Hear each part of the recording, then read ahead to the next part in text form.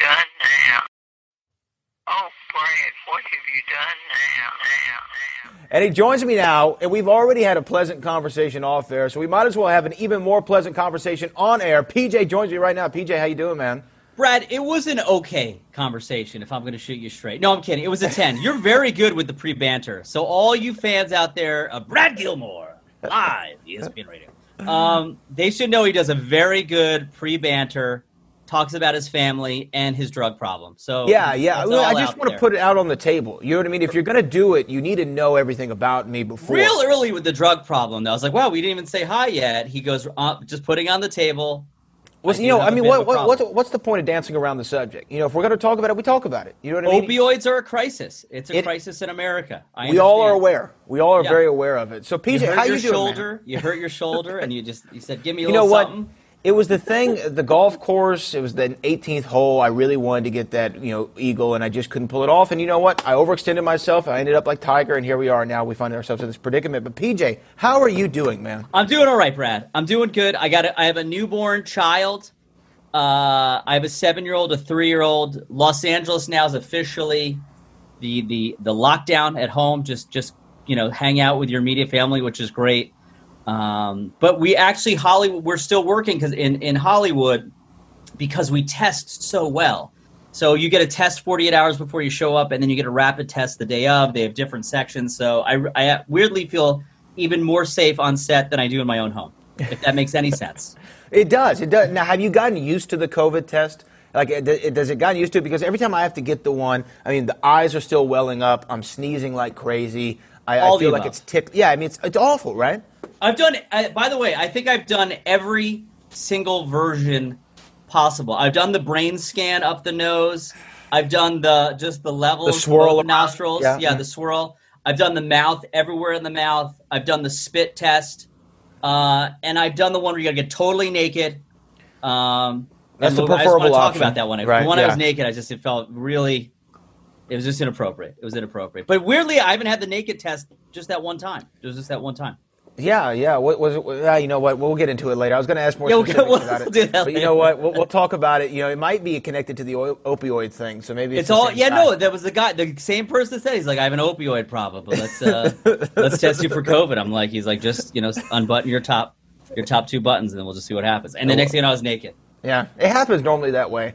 That's how the COVID test usually goes down. I mean, it's a hard time for everybody. Let's be honest. It really is. It really is. Yeah. It's rough. Well, I mean, it's also a rough thing to be a father of 3 young children and to be successful in Hollywood. I think it's what is more difficult, being a good father or successful in Hollywood? Maybe the greatest question ever posed to me. I like it. ESPN Radio. I like it. Yes. Wait, what do you say? Before I answer that question, what's your opening? Who does your opening? What is it? I don't know who he is, but he has. How does it go though? How does it go? It's just like, this is ESPN Radio, da da da da da, and and you're listening to Brad Gilmore. It's the great movie trailer guy sound. Fantastic. Yes. It's kind of like, I'm sure for you, it's like the first time you saw your name in the opening credits on a major motion picture. That was a big deal for you. Oh, the huge. First time I heard somebody with a movie trailer voice say my name and you're listening to. It was a big moment. It was a benchmark thing for me. How long ago was that? How long ago? 7 years, 6 years, 6 years. That's 7 7. years? You've been doing this 7. You're a pro. You're a veteran. I'm a vet, you know what I mean? Brad Gilmore beat the opioid crisis so he can talk to you live. ESPN Radio. I'm going to get some tweets, and I'm sure when my mother hears this, she's going to be like, do we need to have a conversation? But no, I already talked to her. She's going to call after this. Yeah, okay, no, there's some family members are going to be hopping on this interview, actually. This Zoom interview. Is this like an interview / This is the intervention. This is the one. Took 7 years. The 7-year itch didn't stop for you, did it? It didn't. I just kept on scratching. Well, anyway, so getting back to your incredible question. Yes. What is harder? Look, Hollywood is incredibly difficult. Everyone who comes out here, I say this, because I like to talk to the graduating students. I went to DePaul for grad school. I'm wearing this. I see that, yes. Computer school at DePaul. I have a lot of alumni pride. That's for good. Boston College and DePaul. But I try to tell the kids, I'm like, you when you come to Los Angeles or you go to New York, you want to be in the entertainment business. You're not just competing with the kids from your city or whatever. you're competing with people from around the world. Like people are coming from London and Australia and Japan or what have you to get the same job you want. So you have to really bust your butt. You have to outwork them. You have to do everything in your power to make sure that you are trained and ready to show up for that audition and ready to, I was like, you're ready to kill. So it's hard. And, you know, I pride myself on working really hard and being very prepared, not only for auditions, but like when I show up to work. And as a father, I'm just failing. I'm failing miserably at that. No. I feel like being a father is the best, truly is the best job. And I didn't think I was ready. You know, I was like, I'm just going to bet it all on that moment when this object comes out of my wife's body. And I'll tell you, it works. Whatever that is, and you're afraid of having kids, like there's pre-kid and post-kid. Post-kid is so much better and magical, and it literally happens in that moment. It's this magical moment, and I'll never forget that moment. Obviously, every parent will have that, but you know, my grandfather had passed away really the last time I was in a hospital, and it really was it was like, you know, it's a horrible moment, but if there's any nice way that was sort of magical, it was Christmas Eve, and it was me and my mom, and it was, you know, it's her father, and playing in the background literally they were doing midnight mass. The Pope was doing midnight mass in Rome, and we're Catholic, and it just happened to be on a TV like right over his head. And literally the moment he passed away, Ave Maria started playing. So it was this really special, like very sweet moment. But that was the last time I was in a hospital. And then this other moment, the next time in the hospital, you know, my wife is having our daughter, and when babies come out, they look like little old men. And no one told me that. So out comes my grandfather out of my wife's body. I'm like, like the circle of life, but a weird, dark, major, crazy moment. And then she turned into a little girl, and she's beautiful as ever today.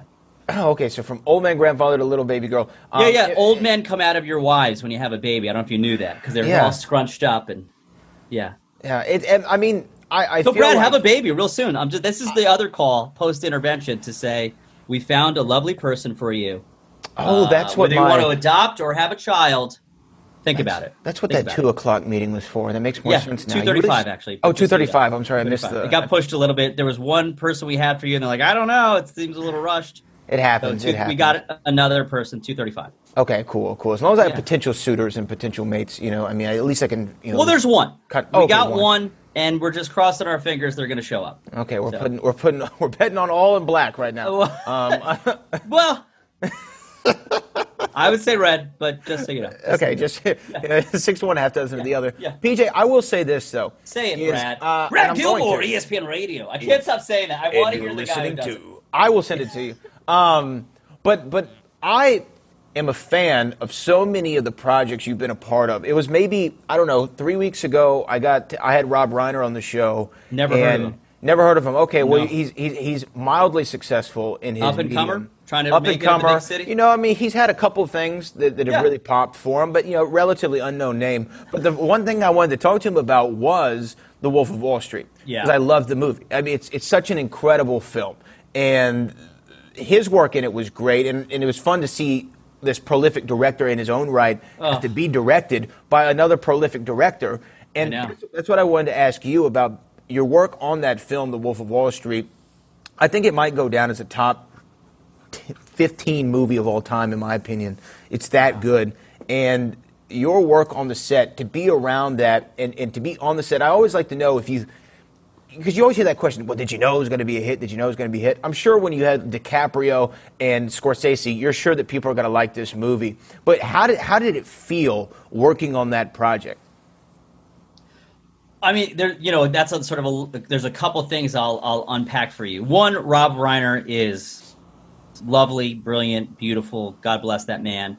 And obviously a pro, and as a director, I think he was just giddy to be working with Martin Scorsese and just watching and just absorbing. And that's a film, even Leo and all of us were still like, no, we'll never have more fun in a movie probably our entire lives. No. There's no chance. Yeah, it was just that movie is just like a special, fun, let's just go crazy and have a blast film, and just please capture whatever you can capture. But truthfully, every job that I go into, I always drink, if you per se drink the Kool-Aid. I'm like, this movie's going to be incredible. You got to go all in, because you're going to be doing so much work and preparing so hard to make whatever your part and the movie great. So I was never more prepared for a film. I graduated college with a finance degree, so I knew that world very well. Actually, when I auditioned for the movie, it was the audition was to pitch the monologue. We had to do that monologue of pitching a stock. So I ended up if the only way I'm going to get this job, I'm going to make up my own monologue. So I wrote my own monologue, which was, I really feel like that got me over the hump. And then once Marty knew that I knew about the finance world, I'll never forget, the first day showing up to rehearsal is actually just me, Leo, and Marty, because he wanted to have me there to rehearse with Leo, but also be able to explain what was going on. So that probably was the scariest, most intense, bizarre, holy shit, I have a place at the table moment I've ever had in my life. I just cursed on your show. It's fine. You're fine. You're fine. You're fine. I only curse in front of my children. So yeah, and I feel like one of your kids right now. So, anyway, but that's so that movie I was so prepared for, and then having Leo is such an amazing actor in the sense that he's so in the zone and focused, where it's just when they say action, this whole thing changes in him, where it's this tidal wave is about to erupt and come at you, and you're either going to ride the wave with him, or you're just going to get destroyed. So it's just so awesome to say action, and Leo's here we go, and we're all just let's fucking go, let's rip this. And then on the other extreme, and the other end of this amazing moment, you've got Marty Scorsese, who not only is technically, visually, fundamentally, one of the greatest directors I feel of all time. He's also a great coach, if you will. Those great coaches that don't make the moment too big, but they do give every player on that team the confidence to go, you're going to throw this touchdown to that guy, and we all believe in you. And I really felt like I was the receiver at all moments that goes, we need to win this big game, and I completely believe in you that you're going to catch that big touchdown. And that's one of his greatest gifts as well. So every time, every take, for 6 months of shooting, I had so much confidence, and part of that too was making Coach giggle, making Marty giggle off in the distance. That's not only hearing my kids laugh and giggle is magical. Making Marty Scorsese laugh is sort of a magical moment in your life as well. That 6 months of shooting and to be around all that great talent, it only makes everybody better. Iron sharpens iron, or whatever it is. Steel sharpens. It doesn't matter. You know what I'm saying? You're doing great. But Brad Gilmore, ESPN Radio. ESPN Radio. But that's how they said. Okay, I'm gonna try to get that. I want to book that job next year. We'll do it together. I don't want to take anyone's job away, but maybe we'll just do it together in stereo. In stereo. Oh, that would be nice. Coming from both directions. But when in that 6 months, and this is actually a serious question, because I always love it when I hear actors talk about guys like Martin Scorsese or Robert De Niro. Well, I can tell that they have some sort of interpersonal relationship with them when they drop Marty. When they say, Marty or Bobby or Bob, right? When did you feel comfortable enough to call Martin Scorsese Marty? Or was it a right out the gate thing? Were you just vibing? Were y'all vibing right out the gate? That's a great question. Mentally, you're never okay with saying. I bow to you, sir. Whatever you're like, whatever. But he wants. I feel like he, you're. It's such a bonding buddy thing. I think he wants you to have that, especially when you're working, to have that really bonding buddy. We're pals. Let's win this together. But you're still very deferential to the big guy at all times, and just being pro. And magical things. If you ever were on the set, those scenes of 400 extras, it's just craziness. When Marty walks on the set, it is dead silence. We are here to work. We are here to kick ass. We are here to listen to your every word. And 400 or 500 people are you can hear a pin drop. And that alone is sort of raising this energy of when you call action, we're going to just blow the lid off this thing. So, and that's kind of every take. When he's on set, it's just we are here to work. We're here to focus. This is a special time. It costs a lot of money, and a lot of stuff had to happen to get us all here together. Yeah, I can just only imagine That's what I wanted to ask. That's the same thing I asked Rob Reiner, just what the vibe on set was, and y'all knew that this had to be a magical thing. And really, though, there was another movie that came out that I wanted to talk to you about, and of course, we're going to be talking about the film The World Without You, and I want to know kind of your involvement there and what drew you to that project. But Bombshell, I thought was another great movie. Yeah. I thought Bombshell was great. You played Neil Cavuto yes. in Bombshell, but I thought that was another great movie, especially Charlize's transformation was pretty shocking, right? I mean, she had everything down. The voice was down, the look was down. Was it odd when she would turn the corner and you're like, oh wait, is that Megyn Kelly or is that Charlize Theron? I thought it was Megyn Kelly. Yes, yeah. I think I still to this day will bet Megyn Kelly showed up to play herself in Bombshell. No, that movie. So that's another. Jay Roach is another he's great. Yeah, fantastic director. I've done multiple movies with him. That's another thing to Campaign, work hard right? and be great and stay classy and just and just always put your best foot forward. Because then in Hollywood, you just want to know it's like, is it hard? Like people want to work with you again. And I always tell everyone, look, just tell the truth, be classy, and you will go very far in this business. On top of obviously working very hard. So Jay Roach, that was a movie like anything Jay Roach touches, I think is gold. And he's another one of those that seems to be the sort of like common denominator. These great directors, they don't say a ton. It's critical who they pick to cast, and then they give you all the confidence in the world to go out and kick butt. But as a father of originally now I've just had a son, but 2 girls. I sprinted to do that movie because you just hope that there's a day where no one's, women are not getting objectified and sort of tortured in a way by going to work every day. So I hope when my girls are older, this will be a non-issue, ideally. Is it odd, though, to play a real-life figure who's still currently doing what they're known for? Yes, 100%. Yeah, like how 100%. Do you approach that? It's you have to block it out. You can't like or dislike the person. You just have to truly try to become the essence of who that person is. And there's things that Neil Cavuto actually stands up. You're like, oh my God, Neil Cavuto is the only guy sort of speaking the truth to power right now on Fox News. My wife is from Waterbury, Connecticut. I found out that Neil Cavuto is from Waterbury, Connecticut, and which is interesting because he has this sort of eloquent, presence, but there is a little bit of that Waterbury accent in his voice. So, but you have to become that person and be honest and true to that person, and not like or dislike them in any way that sort of like takes over your choices.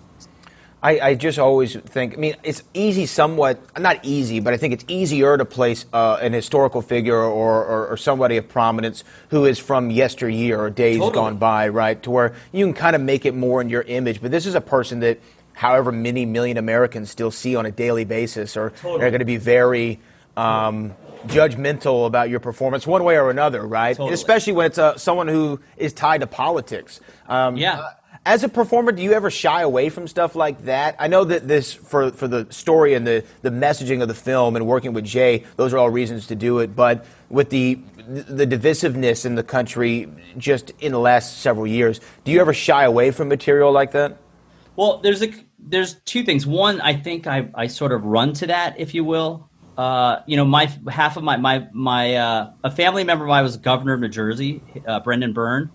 And then he got my mother into politics. She was Jim Flores' press secretary. She was Bill Bradley's chief of staff. She helped him run for president. So, there was a time in my life where I was ideally going to go finance and go work on Wall Street and then maybe find my way into politics. I think that was sort of predetermined by my family to do that. Wow. But then, I had no idea I had the ability to sort of do what I do. Thank God I found this out that, that I can act. That happened later in college is sort of a whim. So I'm not afraid of leaning into politics in any sense of the word. I think it's important. We're all Americans. We all have a voice. We all should be heard, whether you're red, blue, or independent, what have you. Everyone, just like we're learning now, everybody's votes counts. Everyone's voice should be heard. That's why these great Americans fought in wars throughout American history to make sure that everybody has a say in who their elected officials are. So I don't run from any of that, and it doesn't. For me, when it comes to choosing a movie in Hollywood, is the script good?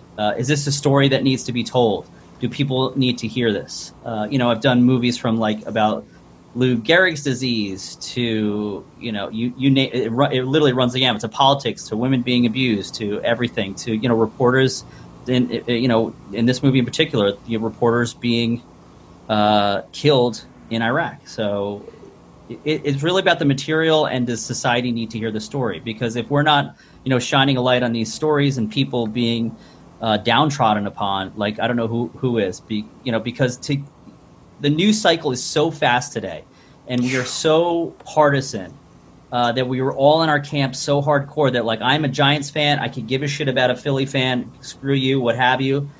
We can't live like that, and we are so much more similar than we are different.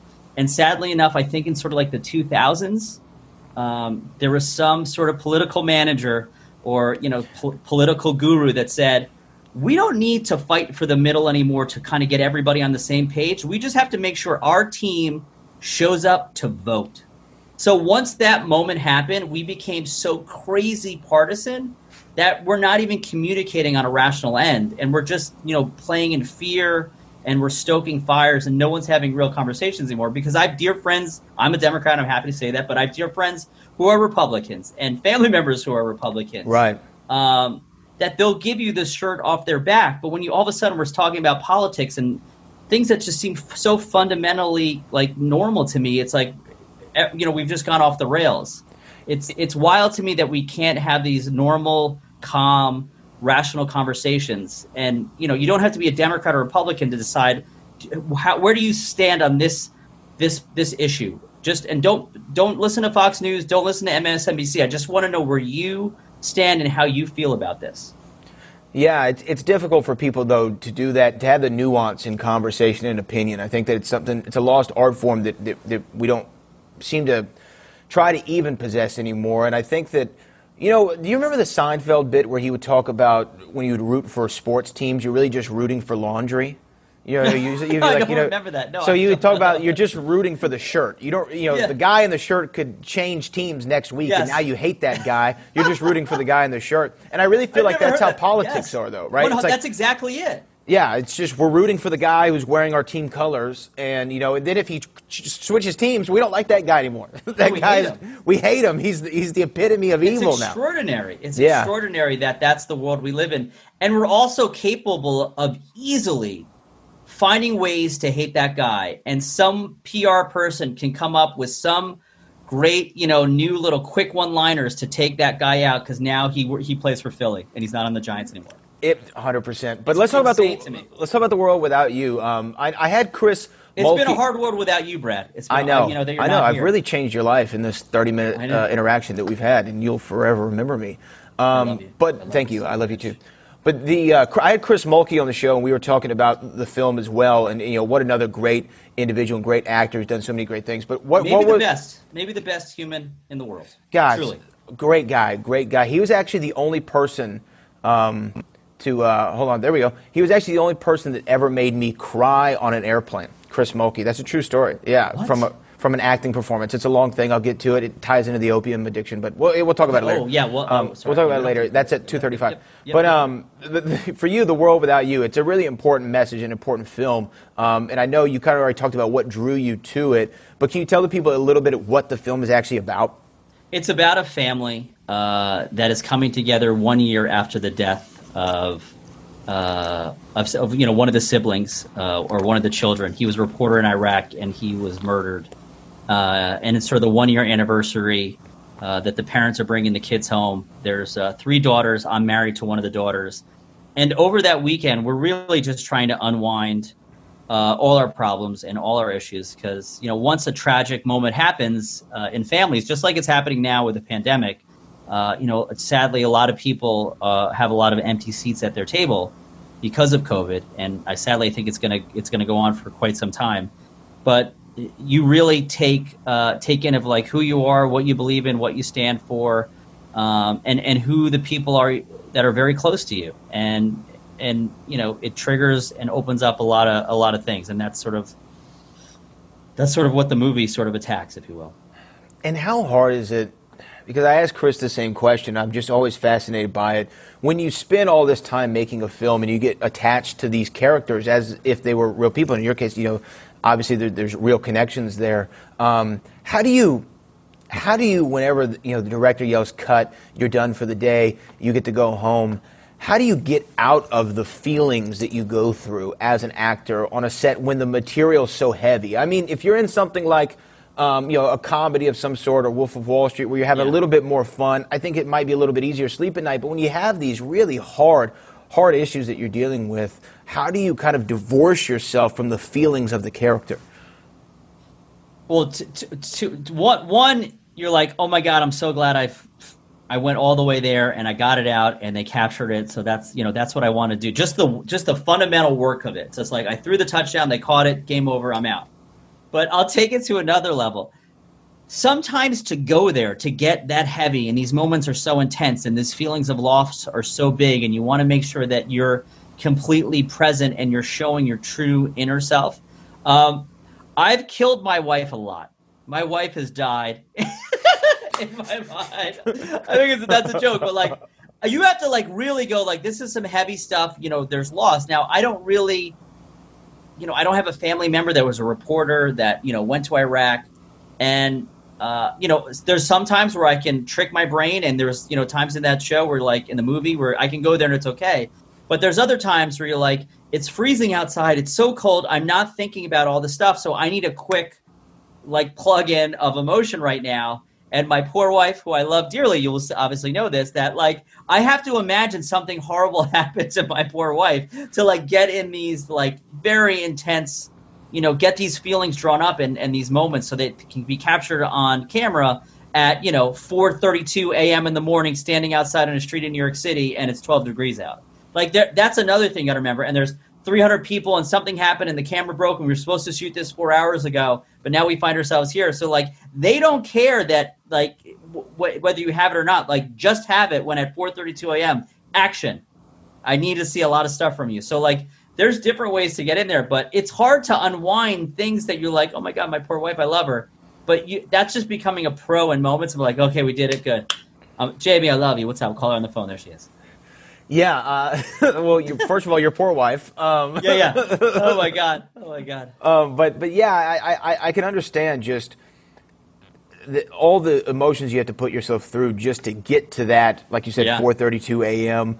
This is my time to shine. I can't mess up now. So many people are counting on me, and we don't have. And it might be one of those things where, like you said, you're running behind time, and you only have one or two takes at all to get it done. That happens a lot too. Like the sun setting, it's a beautiful shot. We got to get it now, or we're getting kicked out of the space. There's so many versions of that nobody knows when they're watching a movie. Yeah, they have no idea. But they all happen. And I'm sure whenever you're watching the film on premiere night or you're screening it in your home, you're like, oh, and babe, this is where I was thinking about killing you, and this is where the sun was setting, and then we had to do it 3 or 4 times. You died of cancer right here. You had cancer. The car accident. Just so you know where these mental signposts were. This one, you just lost an arm. You just lost an arm, and I wasn't totally, beat up. I was like, well, we'll rehab. I know there's some great technology now. We'll find a way. If you just got to well up a little bit, maybe she stubs her toe. There's like maybe a hangnail or something. The toe, I could give a shit about. Well, definitely everyone go check out The World Without You. I know we're having fun, but it is a really serious topic and stuff that I think people really need to go out and see. And I want to ask PJ, what do you have next up? I know you're now a new father, so maybe are you slowing down the projects right now, or are you going to speed it up because now you have 3 mouths? No, you know what? When you have 3 kids, you work like it's crazy. So everything sort of started up working again in Hollywood because we started testing very well. So literally the day my son was born, I had to go to work. The day he was born. They were amazing. I haven't even started the show yet, and they were so great. That was All Rise. We're going to recur on that. And literally went to Never Have I Ever. And now I'm going to do another French show called Ghosts, a pilot for that. And then I'm going to go back and do The Boys. And then there's another Amazon show coming out that I think is going to be epic, that one of my buddies is the showrunner, David Matthews. It's called Them Covenant.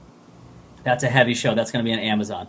So there's a lot coming out. There's a lot happening, and there's a lot of work to be done still. Yeah. I got to pay for 3 kids. I live in LA. That's a lot, man. Very expensive. Very expensive. It's a lot. I got to make up for 8 months, of not working. So Daddy's got Right. to get back to work. Yeah, and obviously The Boys has been such a massive success for Amazon, and I'm sure for yourself. Everybody that critically and commercially seems to be a successful one. I'm sure it feels nice to be on a show like that. It's great. Well, those are like the greatest, loveliest, most beautiful people, and that cast is. I came on season 2. That cast loves each other, and that's one of those casts too that goes to work to kill and kick butt. And I was lucky enough to know some of the cast members as like buddies before, so that's always nice to show up to a set and know and to have your pals there already.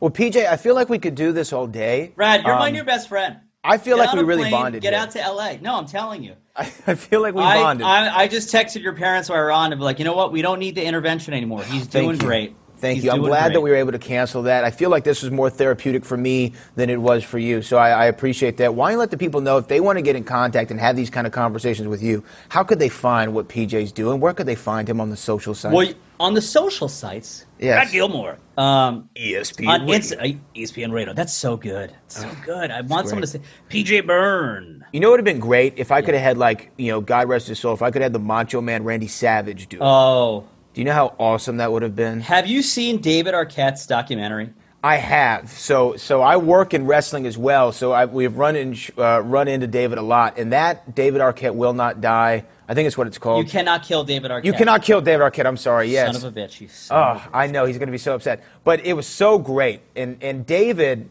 really won the wrestling world back over after that. Just an incredible soul, an incredible journey. Because you know what, that makes me so happy because Dave became a really good friend of mine, and he might be the most pure of heart person I know on the planet. And he just cares about people and and working hard and getting out there and just making his family smile. So that movie, to me, I feel like everyone should see that and love Dave as much as I do, because he's really a special person. Yeah, and go watch Ready to Rumble if you've never seen it. It's still funny. The movie still holds up. I love Ready to Rumble. Yes. So yeah, let the people know where they can find you. Did you already say that? Yeah. PJ _Byrne, Byrne on Instagram, and I think it's the same thing on Twitter. And then it's just a lot of pictures of me and Brad. Just a lot of pictures of us. Yes, together, because we are now best friends. PJ, I really appreciate you taking the time, man. Make sure everyone out there, go see The World Without You. Go find it. Go stream it. Go watch it.